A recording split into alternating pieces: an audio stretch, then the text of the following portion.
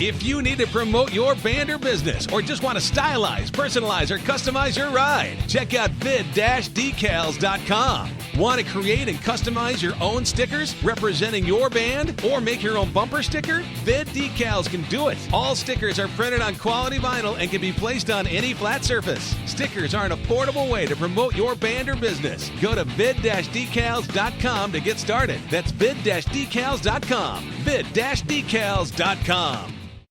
Rockwood Saloon Authentic Apparel takes rock and roll fashion to a new level with their tees and tanks for men and women. They also make custom shirts, jackets, vests, pants, hoodies, beanies, and more. The Rockwood Graphics Department can design anything from your logo, t-shirt design, promo posters, band swag, and printed at great prices. From tour shirts and custom stage gear to killer threads for the street to the stage, Rockwood Saloon has it all. Rockwood Saloon, authentic rock and roll apparel for stage and street. World Tour tested for quality, comfort, style, and durability. Check them out at www.rockwoodsaloon.com. That's rockwoodsaloon.com. Hi, this is Bobby Brown, and welcome to another fucking podcast. You kids with your loud music and your Dan Fogelberg, your Zima, hula hoops, and Pac-Man video games, don't you see? People today have attention spans that can only be measured in nanoseconds. See, son, old legends never die. They just lose weight. Like a legend and an out-of-work bum with a lot of life.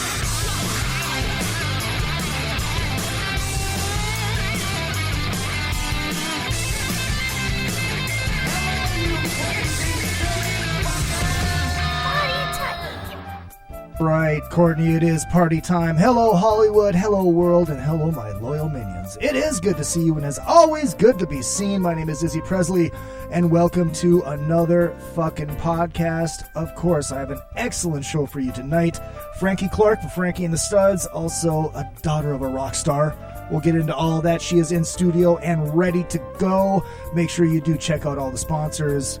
You just heard those other two. But, of course, Beater Amplification. Beater Amps, I got it. I got my head. My prototype is sitting right behind me as they're building my TCB1.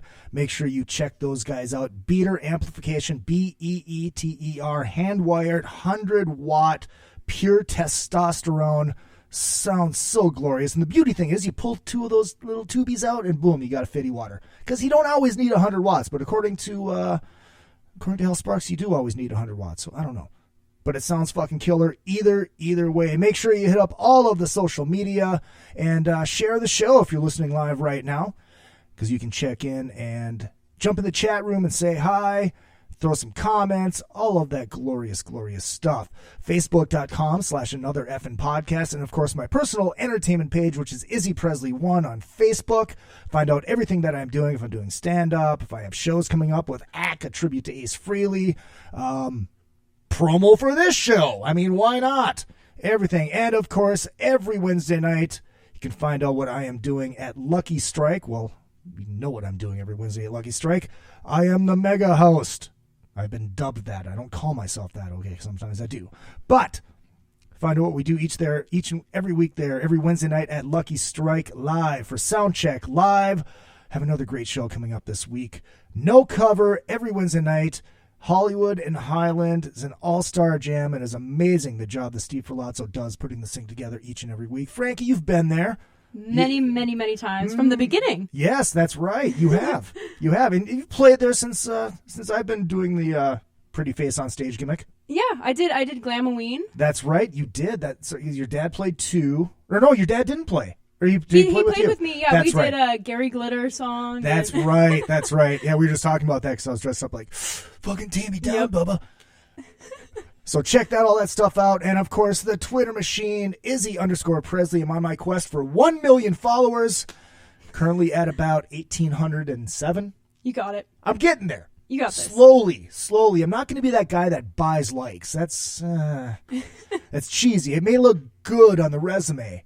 Like, oh, my God, he's got over 1 million likes. Yeah, I paid for almost all of them. But I don't want to be that guy because that costs money. So check out the Twitter machine as well. And, yeah, Instagram, you can see what I post about food and Jack Daniels pretty much. Yep, That's my Instagram, so you can check that out as well. And if you want to support the show monetarily, you absolutely can. Izzy.presley@gmail is the PayPal. Only use that for the PayPal because I can't get into that email address. I forgot the password, and now I can't get the password back, which is weird. So you can just send me money there. Send me money. Send me money. Also, T-shirts are available. I'll put the link up on Twitter and on the Facebook page. I've got two T-shirts available. I have the Drunken Summit shirts on the back, the Don Jameson quote from the Faster Pussycat Monsters of Rock Cruise episode, To Hell With My Liver. And, of course, the I'm Huge in Sheboygan shirts are available as well. And, of course, shirts for ACA Tribute to Ace Frehley. You can find those. Those are on Teespring. I'll make sure to put that link up as well. So, in studio, we've chatted for a second here. Frankie Clarke, welcome to another fucking podcast. Hello. It is good to have you. Thank you for having me. Thank you for saying yes. We talked about it last week, and then somebody forgot. You know what? You texted me at 8 a.m., and I saw it when I was, like, half asleep, and I looked at it, and I was like, oh, yeah, I'll get back to when I'm awake. Yeah, I do that, too. I was kind of sleep texting. If it makes you feel better, I was probably still drunk. I was wondering. I was like, why is he texting me so early? I didn't. I'm like, my phone rang, and I don't shut my phone off when I sleep. Mm-hmm. And I never answer my phone, so I don't know why people call me. It's like, just text me. Just text me. It's so much easier. I don't. My phone conversations are yep, nope, yep, cool. See you there. You can text me and get the exact same thing without the effort of actually having to talk to me. So my phone rings. I'm like, oh. In this haze, I'm like, oh shit, I should probably text her to make sure we're cool for next week. And then, I'm glad you did. Then I hit her up this afternoon. She's like, oh fuck yeah, let's do this. All right, cool, kick ass. So Frankie and the Studs, how long have you guys been doing this? We've been a band for a little over a year now. Okay. It started with, I put out a video for I did a cover of the Nick Gilder song Hot Child in the City. Nice. And I just put it on YouTube just kind of for fun. Mm-hmm. And I started getting offers to play shows. And wow. I was like, well, I got to put a band together. So I found, the Studs, and we started playing shows. And ever since we played Lollapalooza over the summer. That's Did right. a couple shows in New York for New York Fashion Week, and it's just the ball's been rolling. That's awesome. Yeah. And of course you have the Chuck Norris of hair playing bass, Johnny Martin. I know, he has the best hair in the band. He does.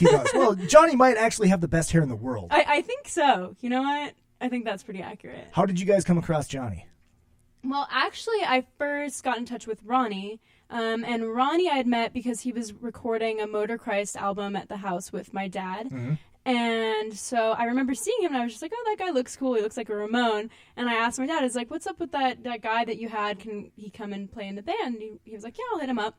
And so I was like, hey, do you know any cool bass players? And he's like, I got the perfect guy. He looks like a Ramone. You're going to love him. His name is Johnny Martin. And so we all met up, and it was just like, it worked because we all came like that. Everyone was like, did you guys all get your hair cut to look the same? We're like, no, it just came like that. That's package deal. Oh, that's hilarious. I love Johnny. You know he's like 97 years old, right? He's not a spring chicken. No, he's got you by a couple years. How old are you? You're, what, 20? I'm 22. 22? Yeah. Oh, shit. First, I thought you were like 19 or something like that. I get 16 a lot. Yeah, I was at the Rainbow one night, and I was sitting with Chad from Faster Pussycat. He's like, oh my God, I'm staying out of this one. I'm like, why? Dude, she can't be in there. I'm like, okay. So I figured you weren't 21 yet. I'm like, all right, cool. I'm not gonna say anything. No, I get it all the time. I go I can imagine. I play like any show, the Viper Room, they card me, and I'm like, I'm over 21. I can play, and I'm playing the show. Right. Well, they're just looking out for themselves. Yeah, got to be careful. Yeah, I mean, yeah, I played shows before I was 21. I just sport the X's on my hands, but I behaved. Right, you're just saying you behaved because Mom is here, right? Yeah. Hi, my Mom. mom's listening. She's just sitting there staring, just don't say anything stupid. Don't say anything stupid. Mostly looking at me. No, she's actually watching the baseball game. Yeah. Got the Twins and Indians on here. Yeah, because if the Indians don't win, it's hell in our house. Really? Yeah. You guys are that big of sports fans over there? Well, my dad. Your dad is? Yeah, because he's from Cleveland. So. Oh, that's right. Yeah. I forgot about that. And, of course, your dad is Gilby. Yeah. Gilby Clarke. And from, obviously, his claim to fame was Guns N' Roses. Mm-hmm. How old were you when... I wasn't born. You weren't born yet, No. so not when he was I in never, GNR. no, I never saw GNR play. The closest I got was Kings of Chaos. Okay. And that was a couple years ago in South Africa. And it was Slash, my dad, Duff, and I think Matt Sorum and Miles Kennedy was on vocals. Okay. And they played all GNR songs. So that was the closest I got. Of course they did. Yeah. Of course they did. How did your dad feel about you wanting to get into this business?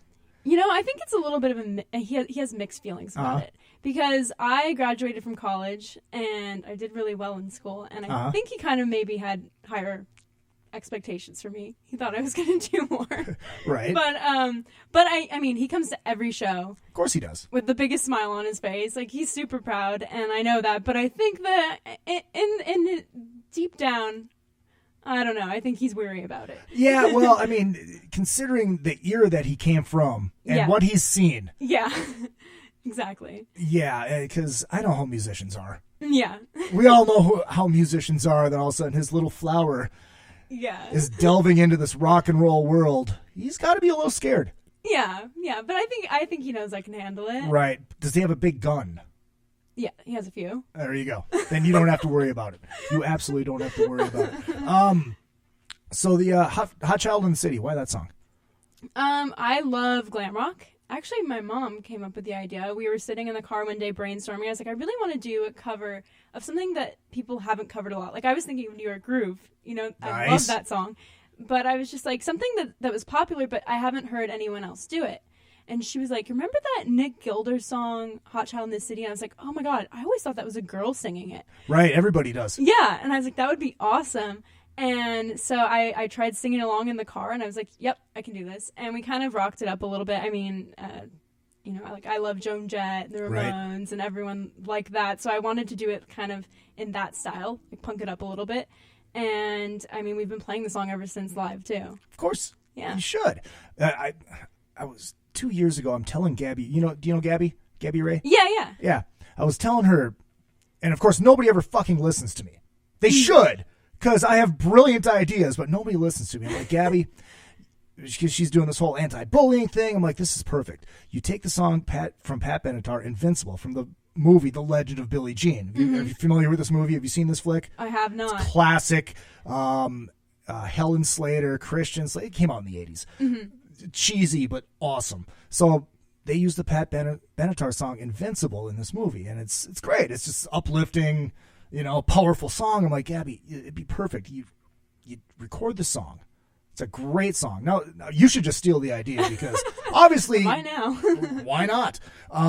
Then you recreate the video, and you do the same hair and just everything, just like I think it would be awesome. It'd be hilarious. I get Pat Benatar all the time. I can imagine. But she's a lot older than me. Yeah. Now. But I was at the whiskey, and this woman came up to me. She's like, "Are you Pat Benatar?" And I was like, "Excuse What? me?" I can maybe see you look like a young Pat Benatar. Yeah, but how do I get as- mistaken for her? It was very interesting, and I get it all the time. I walk down the street and I just hear Pat, and now I respond to it. I'm like, "Oh yeah, they must be talking about me." That's hilarious. Do you get anybody else? I mean, when I was younger, I like when I get Joan Jett. I prefer that to Pat Benatar. Of course. She's a little bit more punk rock, a little bit more rock and roll. Yeah, when I was younger though, like this is really weird. I used to get Kylie Jenner, like before all the Right. the plastic surgery. Yep. Yeah, I used to get that all the time, which I still don't really get it, but I'd take her money. yeah, me too. I think everybody would. Yeah. Yeah. It's weird. I don't know if I could handle that level of fame. Oh, it freaks me out. Yeah, that's really. I mean, how many followers does she have on Instagram? Like millions. It's crazy. It's. And she's like the Snapchat queen, so people know where she is at all times. It's pretty terrifying. Well, you know what though? I think I've heard that these people do this, so they do that on purpose, just so the press knows where they are. Yeah, I'm sure. So they can end up in the tabloids because it's just more money for them. Yeah. And it's weird because like publicists back in the day, it was like their job to keep you out of the newspapers and out of the press, and now the publicist is trying to get you into the press no matter what it is. It's insane. So you guys are kind of punk rock, right? I just watched that. Honestly, I'm not going to lie. I haven't seen you play. I have seen you play at Glamoween. At Glamoween. Yeah, but that wasn't Frankie and the Studs. Yeah, but didn't you? I thought you did sound check with Frankie and the Studs, or not? We came in one night and we did Hot Child in the City, and it was random. We were just coming to hang out. It was okay. Yeah, and but I think that was with Matt Starr on drums. Oh, okay. So that would have been Ultimate Jam before they moved to the whiskey. Yeah, but Gotcha. I don't think we've played Soundcheck live. Well, I think we need to get on that. Yeah. Falazzo, if you're listening, get on that. So you've obviously been a punk rock fan your whole life. Yeah, I mean, for me, I this is debatable, but it started with Green Day for me because, I'm... Well, yeah, you're that generation. I'm that generation, yeah. In 5th grade, I heard American Idiot, and I was obsessed with it. And then, of course, I went backwards and started listening to Dookie. Mm-hmm. And then I started a band in 5th grade when I was, 10 years old. And we were an all-girl rock band called Sweet Gone Sour. And we actually started the band because we watched the movie School of Rock. And we're like, if these kids can do it, we can do it. And it'd be even cooler because we're all girls. Right. And I told my dad, I was like, I want to start a band. I mean, I had been wanting to play guitar and be in a band since I was 4 years old. Mm-hmm. I got my first guitar when I was 4. But I told my dad, I was like, I'm starting a band. Help me. And he was like, well, first you need to listen to the Runaways. And I heard Cherry Bomb. And from then on, that's just kind of how it skyrocketed from there. See, that's the beautiful thing about having a musician father. Yes. He can turn you on to the stuff that you might not have found out about until later on. You probably would have found it, but... Yeah, T-Rex, that was the other one. He was like, you got to do a cover of 20th Century Boy. Hell yeah. So I was playing that song when I was 10 years old, and now, that's one of my favorite bands. Have you seen Born to Boogie, the movie? I haven't seen it. Get it, but just buy the DVD, but get the special edition. There's an extra, it comes with an extra DVD with this documentary about T-Rex because Ringo Starr produced and directed this movie. Yeah, I know. And it's that cool. Video with them where there's blood dripping out of his mouth? Yeah. Yeah, it's awesome. So cool. It's awesome. I mean, the movie's weird. It's trippy. It's it's early 70s, so it's still got that weird drug trippy vibe to it, but it's cool. Because the music's amazing as well. Discovering rock via the Runaways is kick-ass. Thank you, Jim Daleski. Welcome. Thank you for chiming in. If you have any questions, please jump into the chat room and we'll answer them the best we can. So the documentary, and so Mark's son is talking and Ringo's talking, and Ringo said, and this is about 72, 73, at that time, T-Rex was bigger than the Beatles in England. Wow. Yeah, he was like a pop star back then. Yeah. It's crazy. It's unbelievable. Here now, even now, people don't, they're like, you're like T-Rex, bang a gong. Oh, yeah. Well, it's like they have the image of it's kind of like Thin Lizzy to the lay fan. Mm-hmm. They know boys are back in town. Yeah. And then you say T-Rex and they go, then you say bang a gong, like, oh, the Power Station song. Yeah. Yeah. Kind of. Yeah. Which is an amazing version of that song. I fucking love the Power Station. But yeah, it's like, and then it's like, but you dive into the T-Rex stuff. It's also like Thin Lizzy too. There's a lot of great T-Rex and there's a lot of yeah, it gets a little weird, but yeah. A little bit weird. Funny story, the American Idiot. From what I've heard, don't quote me on this and I don't want to get sued on this, but apparently that whole record was stolen from Minneapolis bands. Really? Yeah. Because he lives in Minneapolis when they're not touring because that's where his wife is from. Oh. And I guess there's a writer block or something like that, and he was watching all these punk bands in Minneapolis, and that's where he stole all that music. Really? That's just hearsay. I don't know if that's for sure or not. Do you use outside writers? Well, right. It's just the band, but okay. I've been starting to work with Stuart. Ah, yes. Yeah, and we've been writing together, but no, I haven't yet. How do you feel about that? Are you open to the idea, or is it just no? This has to be all mine. I'm open to it. Yeah, I'm definitely open to it. I think some of the best songs, like and not the best Aerosmith songs, but there's a lot of cool Aerosmith songs that weren't necessarily Aerosmith writing them. Right. So, right. Why not? Yeah, Phil Lewis told me, he's like, a good song's a good song. Exactly, yeah. And it's like, I like playing covers live. Mm-hmm. I love playing Hot Child in the City. It's one of my favorites. What's your other favorite covers? We always do Cherry Bomb. Of course. I had a lot of fun. We did Mama, We're All Crazy Now at Glamween, and that was fun. Oh, that's right. So you got to remember, I get a little drunk on Wednesday nights. By the end of the night, not necessarily during the night. Usually by the end of the night, that's when it hits me. But so I and it's every week, and I forget shit. Yeah. I'm an airhead the way it is. But there's a lot going on every night. There's a lot of musicians, a lot of a different theme every week. I mean, I wouldn't be able to keep track either. You would not believe how much stuff I miss because I'm backstage and waiting, and then it's like, all right, okay, just making sure everything's right. Then I get on stage and forget names and fuck up names because that's what I do. It's part of my charm. It's like fuck. The one that I missed though was the first one back after the holiday break. I had to go back to Minneapolis for a funeral.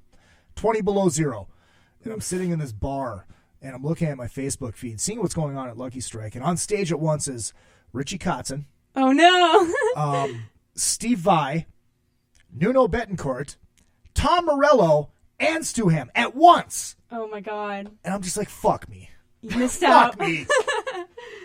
You know Kotzen's daughter. Yeah, I know August. Yeah, we're close. I did a project in college where I was documenting female rock and roll musicians, and I took pictures of her and interviewed her for that. Very cool. But yeah, she's a really talented singer-songwriter also. Cool. Did you go to college for like journalism, or what did you go for? I went to school for media studies and creative writing. Okay. I didn't want to go for music because I took one music theory class and I was just like, this is math. I don't want to do this. Yeah, math sucks. Yeah. Music theory classes turn you into a prog band. It took the fun out of it for me. Yeah. I was like, all of a sudden, like I was thinking too hard about everything, and I was like, no, I don't want to follow these rules. Stuart says, I don't want salmon. I tried it 4 times. Obviously, there's an inside joke there. Well, Stuart and I are obsessed with Step Brothers, so we that's we right. go back and forth with our right. Step Brothers quotes. Yeah, he's like, he texts me, he's like, yeah, just bring up Step Brothers. That'll break the ice. I'm like, okay, I've only seen it once, I think. Really? Anytime it's on, I watch it all the way through. That's the one where put my balls on your drum set. Yeah, right? yeah. And the music plays in the background. It's so funny. You gotta watch it more. Yeah, I gotta go back to that. I remember it was. I mean, that's the Catalina fucking wine mixer. Yeah. That and of fucking course, Catalina wine mixer. Fucking Catalina. Yeah. Thank you very and much. Boats and Hose. Boats and Hose. I don't remember that part. You gotta go it's back. Been a and long it. It's time. a classic. It's a classic. I'm not saying it's not. It's just been a long time. Yeah. So usually when I go to Will Ferrell, I just go straight to Anchorman. Yeah, that's a good one too. Or Old School. Oh yeah. Old School is a classic. So what other punk bands? Well, the Ramones, obviously. Right. But I gotta tell you, my punk rock knowledge isn't huge. I'm more into like 70s glam rock. Okay. And kind of, I guess like the punk rock attitude came from just like, that's where I channel all my anger is on stage. Because I'm not really an angry person. So when I get on stage, for some reason, that's when it all comes out. And I just let it go. Well, that's the perfect place for it. Yeah. Is it cathartic? It is, totally. Yeah. I mean, I don't get nervous anymore. I just kind of get like I have to like get in the mood and I'm like, okay, someone pissed me off, or I have to like get in that mindset, because if I'm like standing around like laughing, I'm like, oh man, I'm not angry right now. But as soon as I walk on stage, it's just like, it hits me and I'm like, I think of something that made me angry and it just comes out. What do you usually have to think of? What's his name? I can't say. What's the most nervous you've been before going on stage? The first show we ever did, which was at Los Globos, and there was barely anyone there. Right. It was the first time like I had fronted a band. I mean, when I was younger, it doesn't really count because I was fronting the band, but I was like, I had no fears at the time. And then, so about a year ago, I was just like, I didn't even want to go on stage. I was like, oh my God, I don't know if I can do it. Like, I don't know if I have it in me.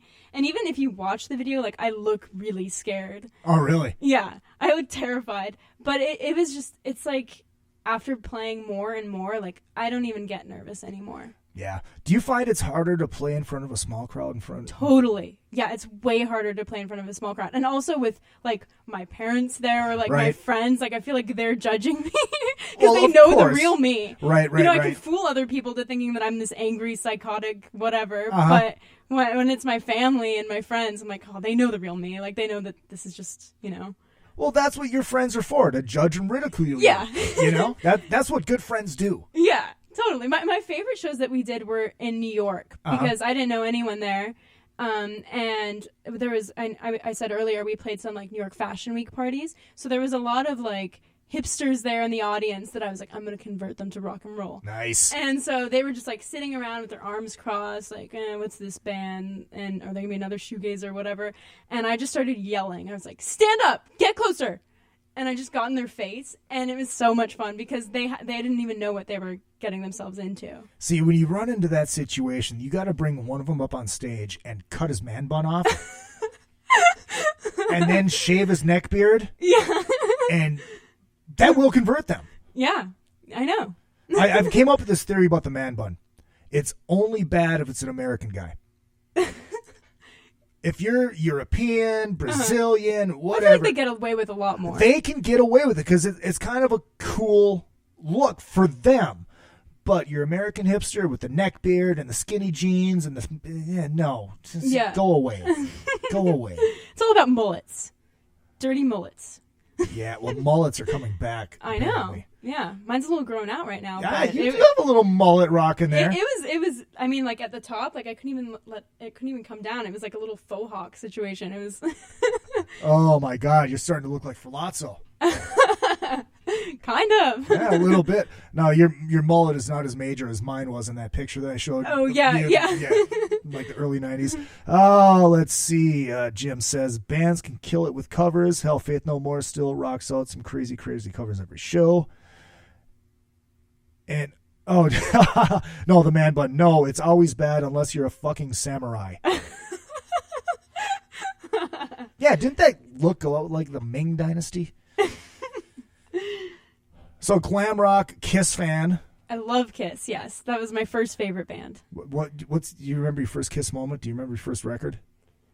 I mean, my aunt bought me the Kiss box set, so I just had everything, like even the demos, and I would just listen to that.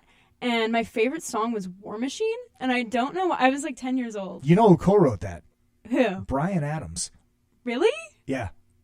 Interesting. Yeah. He actually co-wrote a lot of stuff on the Creatures of the Night record. Wow. Some of the heaviest fucking songs was written by Bryan Adams. But what really converted me with Kiss was seeing them live. Like, I was into them, I was into their music, and I really wanted to go see them.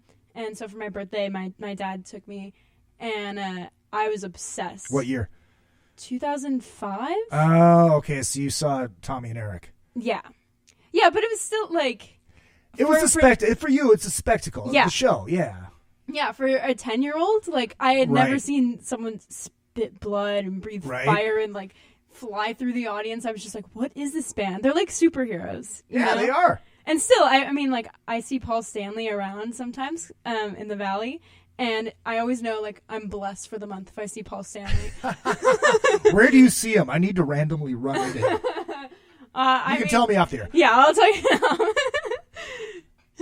I've never physically met Paul. Really? I haven't met Gene, which is funny because I was going to tell you my Gene story. Yes, please tell me your Gene Simmons story. Well, when I was applying for college, I was obsessed with where I wanted to go to school. And my college counselor at the time was like, do you happen to know Gene Simmons? And I was like, my dad's actually on tour with him right now because they were doing Kings of Chaos. Oh, okay. I don't remember what it was called at the time, but it was a different name. And so she was like, do you have any way to get a hold of him? And I was like, yeah, my dad's on tour with him. And she's like, okay, because his kids go to that school and you should get him to write your letter of recommendation. And I was like, you think he'd do that? And my dad asked him, and Gene Simmons wrote my letter of recommendation. That is amazing. Yeah. Did he? No, he offered. He offered? Wow, that's even more amazing. He offered, yeah. Right. Well, he's a very powerful man. He is, yeah. And I got him into school, and it was great. And I still haven't met him to thank him. Have you met his kids? I met Nick at some, like, nylon party years ago. They were long gone from the school by the time I got there. Gotcha. Yeah. The thing that surprised me, I was telling you my Sophie story from a couple weeks ago. I've told that on this show, so people kind of know that story if they listen.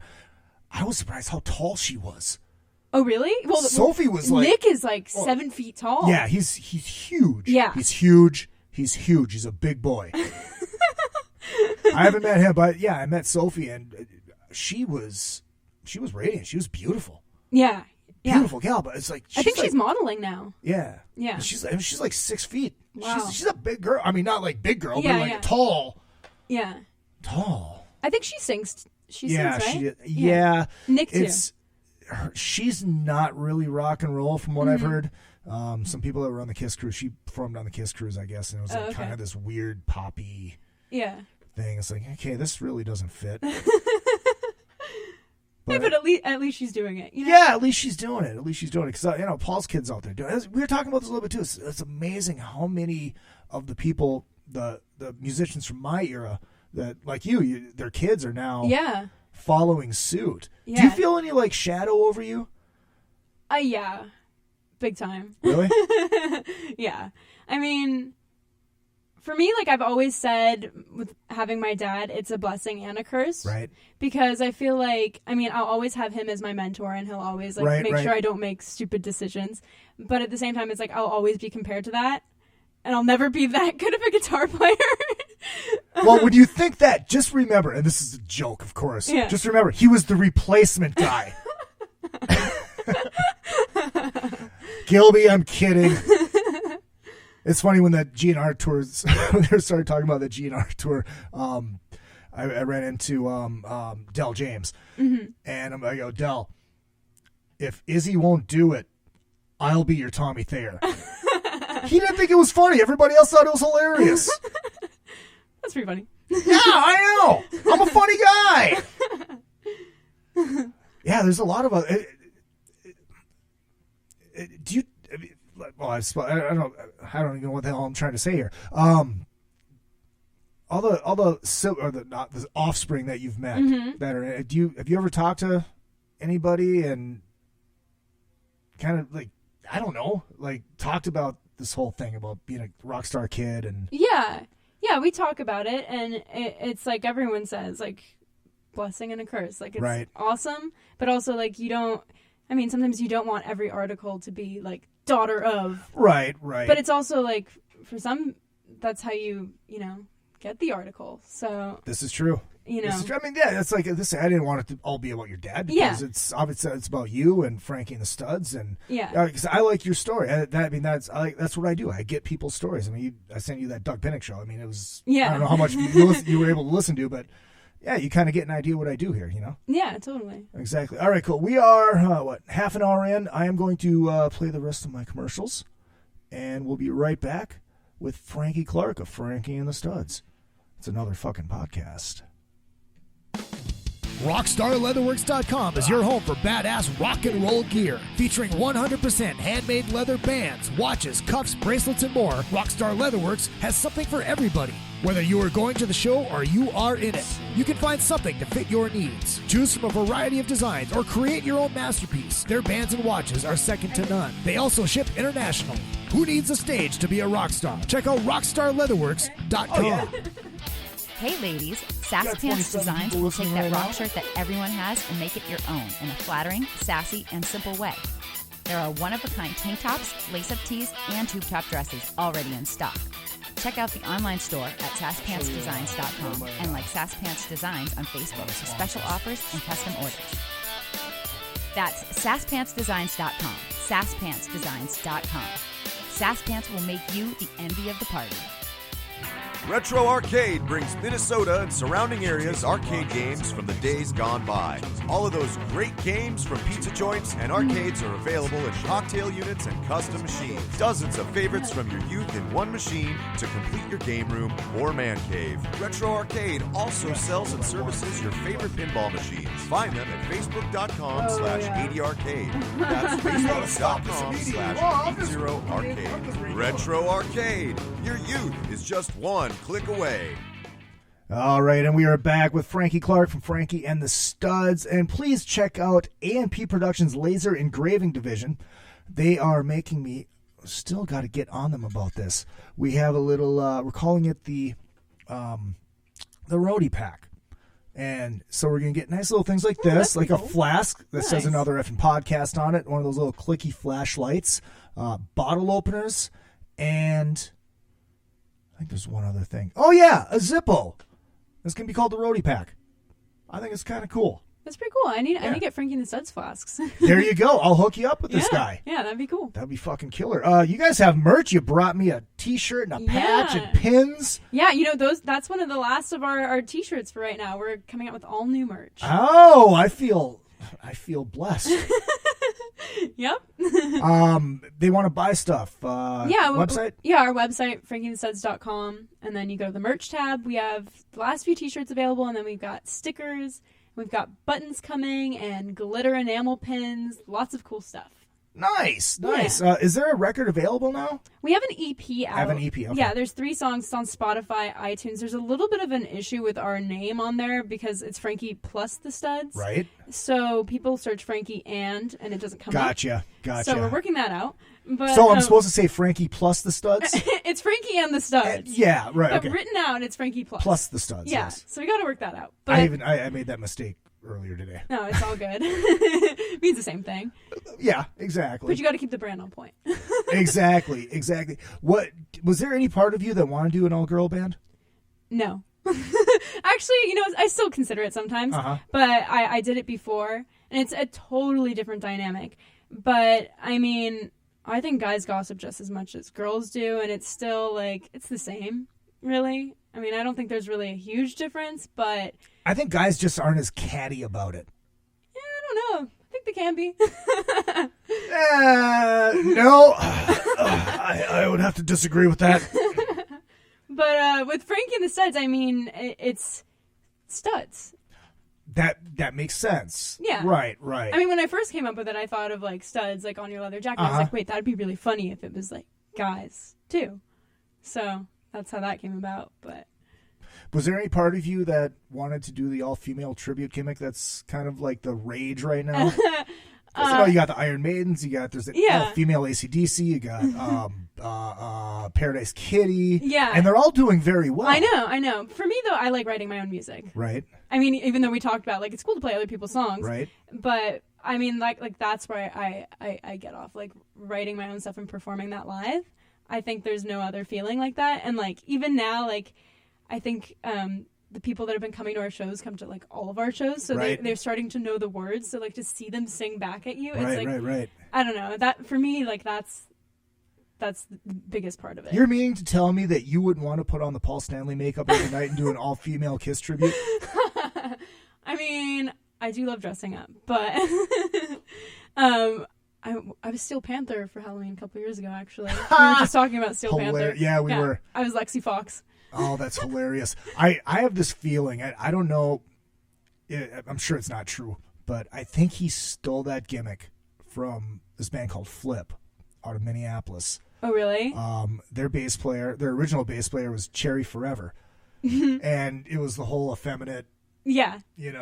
Exactly. That's funny. Well, it's a little bit different with Lexi because he's doing the hair on stage. And his lip gloss. And the lip gloss. Yeah. But, Cherry wore all that. But he looked very manly doing it. Mm-hmm. Lexi's very feminine when he's doing it. Yeah. I know it's a gimmick. And, yeah. But it's I was watching because I had never seen them live until a month ago. Oh, really? Yeah, that was the first time. I used to go every Monday night, House of Blues. It was so fun. Did that scar you for life? No, I mean, good. Well, the first time, my boyfriend at the time went to the show, and he didn't want to invite me. He was like, "Hey, you're not gonna like it." And I was like, "I would love to go see Steel Panther." So he finally invited me, and I loved it.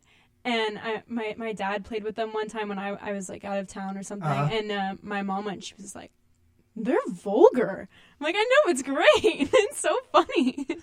That's good. It's good that people can get the humor of it. Yeah, I go into it like I'm watching a comedy show. Right. The first show that I saw, it was very on point Vegas comedy. Mm-hmm. It was perfect. The second one was pretty much more about the music, which was still badass. Yeah. But yeah, I know exactly what you're saying. It's a little different from the House of Blues days because I feel like that was very audience fueled. It was whoever was in the audience, I don't know whether it was Kat Von D or Kelly Clarkson, all these random people that would come up, and then the fans that would take their top off or whatever. Yep. It was very audience interactive, and it still is. Yeah, it is. I was very disappointed because there was girls on stage. I think I saw one boob out of both nights. Yeah. Oh, come on. Yeah. Don't you know what this is? Was that maybe a Roxy thing? I don't know. I don't know. Maybe it's just because they've been doing it so much. They were trying. Yeah, yeah. They were trying, Yeah. but Maybe all the people girls weren't were drunk like, enough. no. Yeah. No. Well, at least they didn't try to do that with you. I almost got pulled up once. Oh, and really? I was 18 because I used to go in the front row and sit right in Uh-huh. front of Lexi because I loved watching him. Uh-huh. And they tried to pull me up, and I was just like, no, I can't. I just like backed down and ran away. Oh, that's hilarious. Did you hear their Easter special on Hair Nation? No, I think the last thing I watched was when they did the Robin Zander "She's Tight" cover. Did you see that? No, I didn't. Oh, I'm you gonna gotta have to watch look that up. one. Yeah, that one was pretty good. I used to have a cover show back in Minneapolis when I was on radio back there, and I used to play their cover of "I Want It That Way" all the time. Oh yeah, I have that one on my iTunes. Of course you do. Yeah, they did an Easter special for Hair Nation, and it was counting down the top 10 East Coast hair bands. Oh, okay. It was just Lexi and Michael Starr, and Yeah. they're so fucking on together. Oh yeah, they're so funny. It's so natural. Yeah. Well, they had the Lexi's Mom's Garage album too. Oh God. I haven't watched it yet. I think it was gotta videos. I gotta dive more into these guys. Oh, it's so funny. It's good. It's good stuff. I think the show. I mean, the show is what sells it. Yeah, totally. You Yeah, know. yeah. I mean, when you listen to music, you're just like, this is vulgar. It's Well, disgusting. yeah, but that's my sense of humor. Yeah, well, me You too. know? I mean, like, Step Brothers is one of my favorite movies, Right, clearly. But, but yeah, I mean, seeing it live really sells it because it's a show. Right, it's a show. And they all vibe off each other. Like, Yeah. It's just, and they all have. I love that they each have their own character and like they stay in character too. Like while Michael Starr's talking, like Lexi's doing his. Yep. Yeah, great. because Ralph was on the show at one point, and he's like, "No, I have to be in character." I'm like, oh, "Cool, whatever you want to do." Yeah, You know? I know they do interviews. I think I don't remember if it was Blabbermouth or there was some interview that they did, and it was in character, and I was like, "That's amazing. Yeah. That's so good." Yeah, I was talking to Ralph about coming on the show again, and he wants to come on. It'd be great to get a couple of them on together, just so I could, they can. Yeah, just so I The can get the banter, vibe. yeah. Get the banter, because I'm good at what I do, but No, when I feel you like get- with you, there'd be a great mix. Oh, it would be hilarious. It would be so fun. It I would be listen. Let me hilarious. know when that happens. I will. But yeah, it's like it was weird because years ago I got to interview David Brockie from Guar. Mm-hmm. And he's like, "Do you want me in character?" I'm like, "No, I want to interview you. I don't want to interview Odorous, which would be hilarious." Yeah. But I got one of the best interviews I ever did out of him. This is like, God, maybe.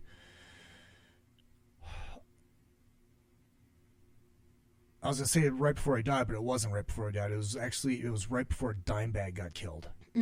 Because it was that tour. Because it was weird. Because every town that Guar was in, Dimebag's band at the time. I'm drawing a blank. Do you know what I'm talking about? It was Dimebag when he got killed on stage. You know the Yeah. What was that?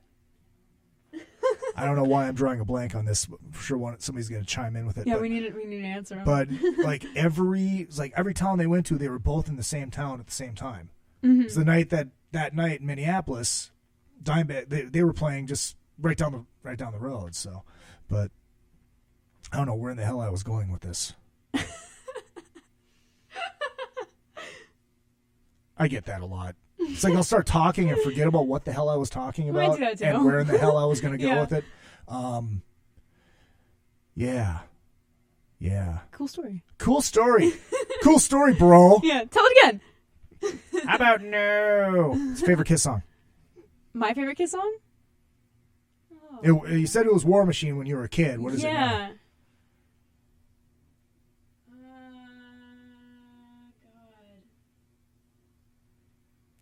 I don't know. I like them all. That's not a fair. It's like I usually break it down by era, Yeah. by sets of records. I like Love Gun. It's a great song. Yeah. That one, like, always, I mean, when my mom and I are in the car and that starts playing, like, the band comes out. We start jamming. Right? You can't help it. It's like, if there's other people in the car, I'm sorry. This just has to happen right now. Well, yeah, it's Kiss. Yeah. It's Kiss. Yeah. Oh, so Gene's your favorite guy. Gene's my favorite. Gene's your The favorite. Demon, yeah. The Demon of Gene Simmons. It's funny because he's a bass player. You think, like... Right? Well, yeah. Well, Usually you like what you play. Right. I don't know. Something about Gene, though. I just like the way he stomps around, spits blood. I think it's cool. Well, yeah, he flies, he spits blood, he Yeah. spits fire. Yeah. Oh, yeah! I like his makeup. His makeup is badass, yes. Although yes. I like the silver. I like the metallic. That's pretty cool. Do you do that a lot? Are you a professional at No, it? I honestly, I haven't wore Ace Frehley makeup since I think I was 6 years old. Really? Yeah. I don't know if I believe that. No, it's true. I've been Paul a couple times just because the makeup's easy. Really? I think the star is hard. I was able. That's what she said. Sorry, you throw it on a tee. I have to swing at it. It's just there. The Paul thing is just simple. It's just the lipstick and the star. I heard the secret is baby powder. The white face makeup. No, it's not. It's not baby powder. There's actually there's a powder. It's not baby powder, but there's some kind of powder. Some kind of powder they put on, and then it's Stein's Clown White, and then they trace. And but how do they not sweat it all off? It's amazing. I think the baby powder. I think that powder that's what seals it on, because I think back in the 70s they weren't doing that, and it would sweat off. I remember seeing pictures of Gene from the 70s, like right towards the end of the show, where you could pretty much see through the makeup. Yeah. You know, but I don't know. I think you got to throw some on. No, it's too hard. I don't know. I mean, I think it might be difficult to find that silver, that right silver metallic. You know? Oh, you can find it. Yeah. I'm sure there's a Tommy Thayer makeup kit out there. I'm sure there's a YouTube tutorial. Yeah, I'm sure there is. But that's, one of the reasons that we don't do it, especially in ACK, is because, we do a lot of non-makeup stuff too. Yeah. Oh, yeah. That makes sense. It's about the whole career, and then it's about the music, man. I get it. It's about the music. I know, but I wear a leather jumpsuit on stage, so it's There's nothing wrong with that. I'm all about the look. Yeah. Well, look, I dress up too. I just don't do the makeup. The Ace Frehley the Facebook shirt. That was good. Yes. Thank you. Thank you very much. Thank you, Lena. But no, it's like the makeup thing has been done. Because there's the Paul Stanleys, there's Gene's Addiction. I'm sure there's not a Peter Criss all makeup band. No, I get it. I get it. But it's just fun. Yeah, it's fun. Maybe sometime it would be fun to do. But I couldn't do it every time. Yeah, that's a lot of work. It'd just be too much. What do you think I do? Every show I put on tons of makeup. Well, yeah, you're a girl, though.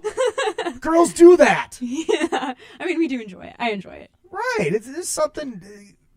a lot of girls bitch about having to do the makeup thing. It's like, you know what? You look good when you put it on. Yeah. And so, it's a pain in the ass doing it every day, but... I just got endorsed by MAC Cosmetics. Wow, look at like, you! The guys get, cable endorsements, guitar strings, and I get makeup, but that's cool. And, I got, all this waterproof stuff, so I don't have to go. Oh, that's awesome. Yeah, it's pretty fun. That's killer. So you just get a bunch of free product. Yeah, I just got, a huge box of makeup. Nice. It was awesome. It's nice. like Christmas. Yeah, I'm trying to work on an endorsement now as we speak, as I'm drinking this delicious Monster Energy drink. I'm just fishing, throwing it out there. I think that's almost worth the Pat Fontaine laugh. I haven't thrown one out yet. Yeah. You don't have cans on. You couldn't hear that. No, I couldn't hear Pat Fontaine from XYZ. He's a French guy. I'm sure it was great. Oh, it was great. Yeah. And he laughs out of the side of his mouth. That's just fucking classic. He's a trashy fucker. So are you going to do a full-length album? Yeah, we're working on it. I'm kind of on a hold right now because I share the studio with my dad. He produced our EP for us, and he's currently putting out a new record. So I'm kind of like, all right, I'm just going to keep writing. And then once he's done, we're going to record everything, release an album, hopefully over the summer. Okay. But we have a new single that should be coming out very soon. What's that called? It's called Dance With You. We play it live. It's actually our more, it's our ballad. Oh. Yeah. All right. It's not, it's still a rock song. But it's our ballad, and I was inspired. I hate dancing, but I was trying to think of a song that I would want to write to Mark Bolan from T-Rex. Oh, wow, I like it. And so the song originated as, I want to dance with you on the ballrooms of Mars. And then I was like, I don't know if I can get away with that, so I cut off ballrooms of Mars, so it's just, I want to dance with you. There you go. It's a little more ambiguous, but now the story's out there. Right. But do you actually say that in the song? I want to dance with you in the ballrooms of Mars? I don't say ballrooms of Mars, just I want to dance with you. You should. I know. I just didn't want it to be too literal. Like, I want people to wonder, like, who do I want to dance with? Like, my drummer, Matt, was like, are you saying you want to, like, dance with a corpse? And I was like, how do you get that vibe? He's like, well, the song's really creepy and dark. I'm like, all right, well, that's cool. I mean, if you think that. Right yeah, on. It's kind of cool to have everybody kind of interpret it in their own way. Yeah, exactly. So that's why I didn't want to be too literal about it. But, I mean, I think it's a cool story. Yeah, absolutely. Yeah. I mean, how many people write songs about Mark Bolan from T-Rex? Yeah. Not many. Yeah, and there's like... They should. Yeah. I know. And I mean, it's like kind of like an ode to Bowie and T-Rex. Like, there's a lot of, like, weird references in it that, I mean, you'll have to listen to it and find out. Did Bowie hit you hard when he died? Oh, yeah. That was... I mean... I just couldn't believe it because he was one of those people who you just thought he was immortal. Mm-hmm. You know, like I was like, he'll never die. And I mean, in a way, he never will because his legacy will live on and you have all his music. And I mean, it's crazy. Even he died, like he released all this music for us. Right. It's I still haven't listened to that record yet. I can't bring myself to do it because it's too soon still. You know, it's weird. It's like, you know, the Johnny Cash cover of Hurt? Yeah. Have you watched that video? Yeah. Does it kind of make you swell up because it's like he's saying goodbye? Yeah, that's the thing is I don't know if I could do that with Bowie. It was just like I still can't believe it. Same with Prince. It's just like, and those are people that you think will just always be there. Especially for me, like I was born and Bowie already had this huge catalog. So right. Yeah, I mean Lemmy was the same way. It's like because it was like Lemmy and Keith Richards. That was always the joke. Mm-hmm. You know, I know. The nuclear holocaust, and the only thing that will survive is cockroaches, Twinkies, and Lemmy. Exactly. Yeah, I know. I went to his birthday party actually, which was like 2 weeks before. Yeah. And I could tell. I mean, seeing him, it was just like he's not there anymore. I was at the Rainbow that night, and I went to the bathroom and I found one of those vibrators they were giving away. Yeah, I have one. And I gave it to Ace. I don't know why I gave it to Ace. And then he brought it on the Eddie Trunk show the next day. All of a sudden I see him on eBay going for like $90. Oh, I'm like, really? Jesus Christ, I should have held on to this thing. Yeah. No, I'm holding on to mine. I haven't opened it. You're just saying that because Mom is here. She is 22, you know. I actually think I gave that to her. Atta kid. Mom gave her the vibrator. All right. That's so...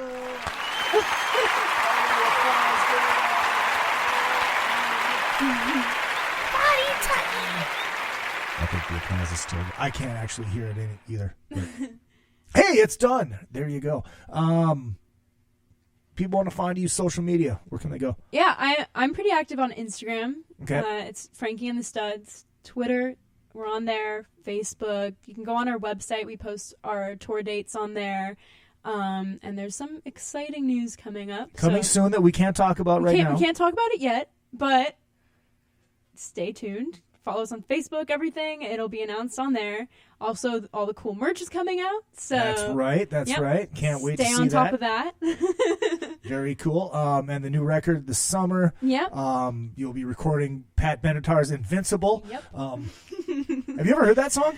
I don't think so. You know, I'm not a huge Pat Benatar fan. I'm gonna play it for you right after we're done here. Sounds good. Right after we're done. So, we're rolling up on just about an hour. I don't know what else I have. I don't think I got anything else. You got anything else you want to talk about? Sometimes these shows turn into a therapy session. Is there anything that you and Mom need to work out that I can help with? I kind of feel like Dr. Drew. Phil. No. I'm not that fat. More Dr. Drew. Nothing you and Mom need to work out? You have any daddy issues you want to talk about? I think we're good. Thank you so much for coming by. Yeah, This has been a lot of fun. I'm glad to finally get to know a little bit about you. Seen you around town a few times, but never really had a chance to really talk. So thank you for having me. That was fun. Hey, anytime you're welcome. Anytime when the record comes out, come back. We'll pimp the record. Yeah, and when the news. I'll make sure to pimp the news for you. Yep. Absolutely. When can people expect this big announcement? Couple weeks. Got it. So keep an eye on the website, on the Twitter machine, and all that kind of good stuff. All that stuff. Yep. Frankie Clarke, Frankie and the Studs, thank you so much. Oh, wait. Amber says, great show. Can't wait to look out for the Studs music. Yeah. All right. Thank you. She just wants to hug Johnny Martin and touch his hair. Yeah, I mean, everyone does. This is absolutely true. All right, Frankie Clarke, thank you so much. Thank you. I'm going to hit my outro, which is Black Diamond by Kiss. Nice. And, oh, shit, I almost lost myself. There we go, I hit the wrong button. Be sure to check back in next week. Dennis Dries from Tattoo Rodeo will be joining his very first live performance in studio in 7 years. That should be amazing. I think it's first interview in about that long, too. Working on some other stuff in the upcoming week, so make sure you check out the Facebook page, facebook.com/another effing podcast. And, of course, the Twitter machine, Izzy_Presley. Hit me up, follow me, like me. If you're listening on Spreaker, hit that follow button. iTunes, hit that subscribe button. If you want to support the show, please send me money. Izzy.Presley@gmail.com is your PayPal. And we'll see you next week. Ladies and gentlemen, it is a fact. I do love you all, so now go fuck yourself.